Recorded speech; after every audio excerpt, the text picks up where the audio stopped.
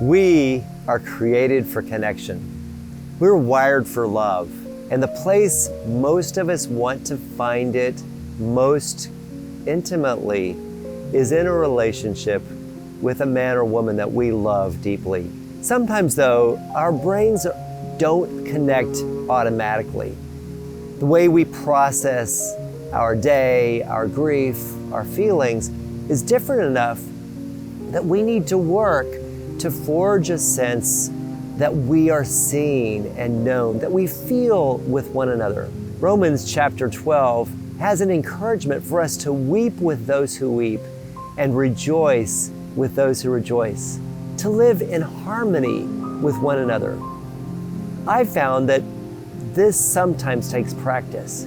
And there's a tool that I want to share with you that can be helpful in creating that sense of connection. I call it reflective listening, because it's a skill of learning how to listen in a way that reflects back to the speaker that you truly get them. The way it works is you take turns being the speaker.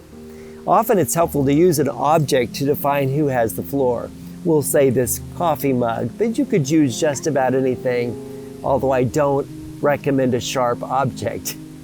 Whoever has the floor speaks in small chunks, usually a sentence or two, pausing then to let the listener reflect back in their own words what they've just heard. This is not parroting word for word what has just been said. That can feel forced and condescending. No, the listener wants to reflect back in words that are very accurate but different than the words used by the original speaker. For instance, if my wife says, "I really loved that movie. It made me feel deeply connected to my father," I might reflect back, the movie was great because it made you remember how much you love your dad. If I got it close enough, she will continue and expand further on what it was about that particular movie that reminded her of that connection with her father. I recommend that couples do a check-in every week using this particular technique because it keeps you from getting off track. Too often, when we listen to another person, we're tempted to override their experience with our own. There have been plenty of times we've come out of a movie and my wife has said that she enjoyed it, and I immediately responded with my displeasure or why it was enjoyable for me, rather than taking the time to listen deeply and let her unpack the things that are on her mind and heart. Reflective listening helps you do this. I recommend that once a week, and often Sunday evening is a good time to do it, the couples take a few minutes to reflect back on the week that was, to share their thoughts about how the week went, their high point, their low point, anything that they've withheld or feel needs to be processed more fully. Reflective listening, only the speaker can add new information. The listener is just reflecting understanding. But you'd be surprised how healing it is when someone you love takes the time to deeply listen and reflect back in their words that they really get you. I see it every day in my practice of psychiatry. When I do a good job of listening and reflecting back with my words that I deeply understand the position and the perspective of the person that's speaking, they feel better.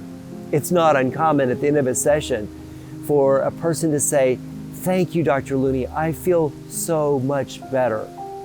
When the reality is, I've only mainly listened and reflected back understanding and empathy.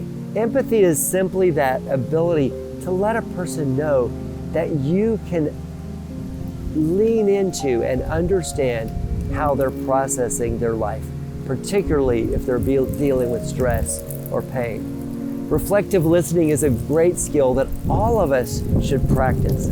We don't need to do it in every conversation, but when a partner or a person that we meet is trying to express something that's deeply important, Reflective listening reassures them that we've taken it in, we've processed it, and we're able to express it back to them in a way that is deeply significant because it shows that we see them, we get them. Intimacy is the name of the game when it comes to connection. We all want someone to care enough to listen and reflect understanding. So practice reflective listening. Use it as a tool to help you connect with your children, your coworkers, your boss, and particularly if you're a married person, take time every week to do a check-in. Take 5 or 10 minutes each to share a couple of sentences at a time and wait for your partner to reflect back that interest and that empathy of understanding and being seen. You will be glad you did.